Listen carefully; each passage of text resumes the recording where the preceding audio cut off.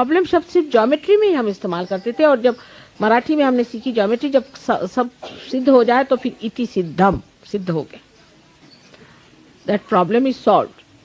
नहीं तो फेल कर देते थे लोग। अब जिसको देखो उसी को प्रॉब्लम। सहज योगी को कभी भी प्रॉब्लम हो ही नहीं सकता, क्योंकि प्रॉब्लम देना वाला ही को प्रॉब्लम सॉल्व करना है, तो आपको कैसे प्रॉब्लम होगा। कोई उम्र का तकाजा नहीं है कि हम बुढ़े हो गए, कोई बुढ़ा नहीं है। अभी अभी तो पैदा हुए कितने साल हुए, 2-4 साल हुए होंगे, और क्या, अभी तो छोटे छोटे बच्चे हैं सारे। उम्र का तकाजा नहीं है। निर्विचारिता में रहना चाहिए। यही आपका स्थान है, यही आपका धन है, यही आपका बल है, शक्ति है, यही आपका स्वरूप है, यही आपका सौंदर्य है, यही आपका जीवन है। निर्विचार, निर्विचार होते ही बाकी का जो बाहर का यंत्र है वो पूरा की पूरा आपके हाथ में घूमने लग जाता है। निर्विचारिता में रहिए, वहां पर ना समय है, न दिशा है, न कोई छू सकता है। सिर्फ जीवंतता का दर्शन होता है कि जीवन कैसे खिलता, उसके सौंदर्य का दर्शन होता है, उसके सामर्थ्य का दर्शन होता है, उसके ऐश्वर्य का दर्शन होता है, और उसके सत्य का दर्शन होता है। उस जगह से देखिए जहाँ से जीवन की धारा बहे। लेकिन निर्बुद्ध बनना, महामूर्ख बनना कैसे आपको वो दिखाएगा? या हृदय शून्य होना, प्रेम रहित होना, सेल्फिश होना, सेल्फ सेंटर्ड होना, अपने बारे में सोचना, अपने को बड़ा ऊंचा समझ लेना, वो कैसे दिखाएगा आपको मार्ग? कुरूप होना, अत्याचार करना। सहयोग की भी हर एक गति और मूवमेंट में कितना सौंदर्य होना चाहिए, उसको करते वक्त में भी उसमें कितनी श्रद्धा होनी चाहिए।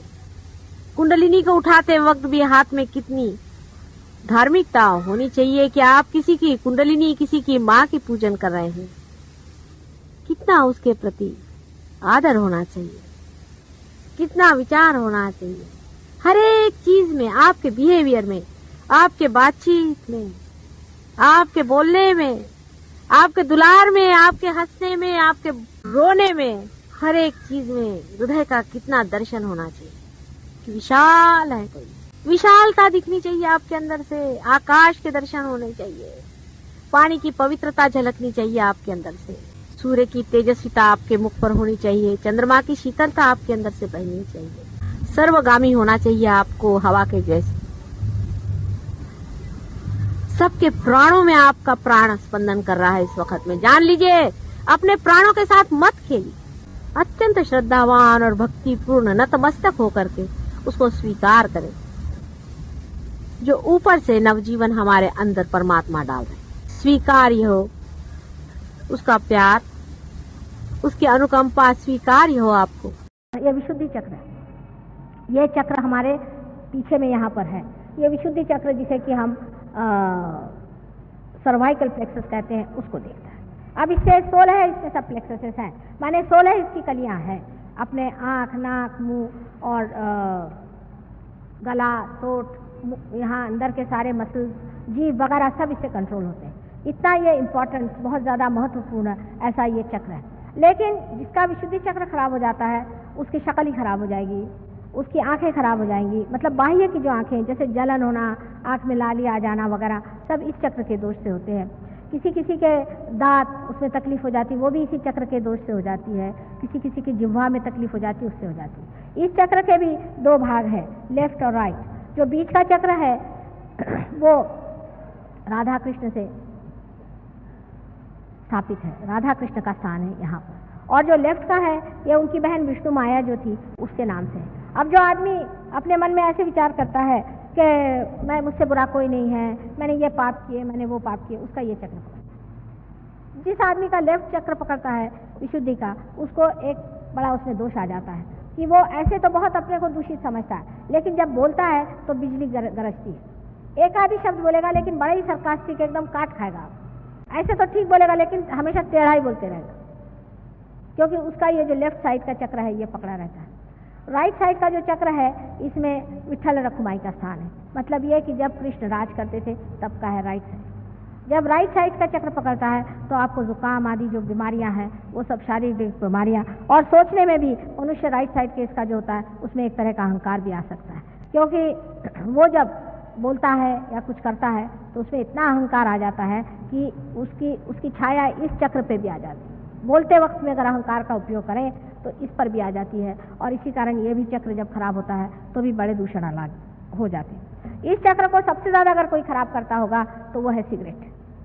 सिगरेट से कैंसर होता है, उसे तकलीफ होती है, कितना भी कहे सिगरेट छूट नहीं सकती, पर सहयोग में आने से सिगरेट यूँ छूट जाएगी। आपको उसके लिए कोई मेहनत करने की ज़रूरत नहीं, एकदम से आपकी सिगरेट अपने आप से छूट जाएगी, आप सिगरेट पीना छोड़ दें। शिव जी के लिए कहा जाता है कि वो बहुत सरल हैं और एकदम भोले हैं, इसीलिए उनको जानना बहुत कठिन है। कुंडलिनी का कार्य जो है वो देवी का कार्य है। देवी ही इस चराचर सृष्टि को बनाती है और अंत में आपके अंदर कुंडलिनी बनकर शिव तक पहुंचा देती है। शिव का पूजन होते वक्त याद रखना चाहिए कि शिव के गुण धर्म हमारे अंदर विकसित हुए या नहीं, इसलिए सबसे पहले कुंडलिनी की ही गति को समझ लेना चाहिए। जब कुंडलिनी का जागरण होता है तो सर्वप्रथम वो आपके शरीर को स्वस्थ करती है, क्योंकि शरीर का भी स्वस्थ होना जरूरी है, और इसलिए आपका चित्त पहले अपने शरीर पे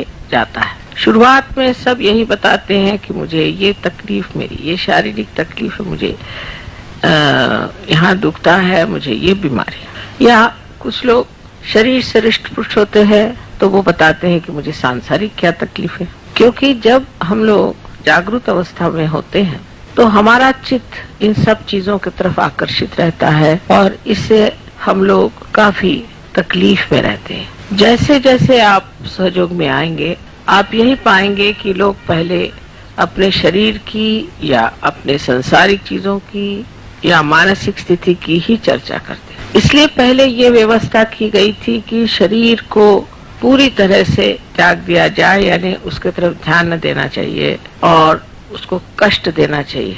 अगर आप पलंग पे सोते हैं तो आप नीचे उतर के फिर तख्त पे सोइए, फिर तख्त से आप फिर चटाई पे सोइए, फिर आप जमीन पे सोइए, फिर आप पत्थर पे सोइए, फिर आप दलदल में सोइए। ऐसे अनेक तरह से शरीर को पक्का बनाया जाता था, जिससे शरीर बाद में कोई तकलीफ न दे। शरीर का आराम किसी भी तरह से मान्य नहीं किया जाता। जैसे अगर एक रात जागरण हो गया तो तकलीफ हुई तो फिर 7 रात जागरण करो, फिर तकलीफ हुई तो 24 रात जागरण करो। उसी प्रकार खाने पीने का, अगर मनुष्य को खाने की बहुत लालसा है तो आप 1 दिन उपवास करो, फिर आप 7 दिन उपवास करो, फिर आप 40 दिन उपवास करो। जो आपको चीज पसंद नहीं हो ऐसी चीज आप खाओ और बाकी सब चीज आप छोड़ दो। यहाँ तक कि आप अन्न मत खाओ, सिर्फ फल मूल खाओ। फिर अगर आपको कपड़ों का बहुत शौक है तो आप सादे कपड़े पहनो, फिर आप हल्के कपड़े पहनो, फिर आप हिमालय पे जाओ और वहाँ पूरे कपड़े उतार के ठंड में आप ठिठराओ। इसी प्रकार किसी को नखरा हो कि मुझे अच्छा घर चाहिए, मैं अच्छे घर के बगैर नहीं रह सकता, मेरे जैसे आजकल लोगों को बाथरूम अच्छा चाहिए, कपड़े, आजकल तो सब चीजें बहुत ज्यादा आ गई हैं, तो उतनी हम लोगों की इच्छाएं और प्रवृत्तियां बढ़ गई, उधर हमारा चित्त ज्यादा। हमने देखा है विदेश में एक रात में लोगों ने ड्रग लेना छोड़ दिया। आज जागृति हुई, कल से ड्रग छूट गया, क्योंकि उस प्रकाश में आप देखते हैं कौन सी चीज आपके लिए नाशवंत है और कौन सी चीज आपके लिए समर्थक है, और आप छोड़ देते हैं फौरन उस चीज को जो आपकी नाशवंत है, क्योंकि आप समर्थ भी हैं। बहुत से लोग छोड़ना भी चाहते पर छोड़ नहीं सकते, पर इसके बाद ये शक्ति आपके अंदर प्रकट होती है और उसके कारण आप उसे एकदम छोड़ देते हैं। तीसरी बात जो है कि जो आपका चित्त है वो पूरी तरह से एकाग्र हो जाता है, उसकी चल बिचल खत्म हो जाती है। एक तो आप शांति में जाके बैठ जाते हैं और शांति में आप एक साक्षी स्वरूप होकर सारे संसार की और एक नाटक की दृष्टि से देखते, जैसे कोई नाटक हो रहा है और ये नाटक देखने में आप समझ सकते हैं कि इसकी क्या गलतियां हैं, क्या अच्छाइयां हैं। आपके अपने स्वयं जीवन के जो प्रश्न हैं उसको भी आप बहुत आसानी से हल कर सकते हैं, क्योंकि आप उन प्रश्नों से बाहर निकल आए। इस प्रकार अनेक विध इसके लाभ हैं क्योंकि आप एक महान ऊंचे दर्जे के इंसान हो जाते हैं और ये परिवर्तन होना जरूरी है। इस परिवर्तन से सब तरह से हमारी समस्याएं दूर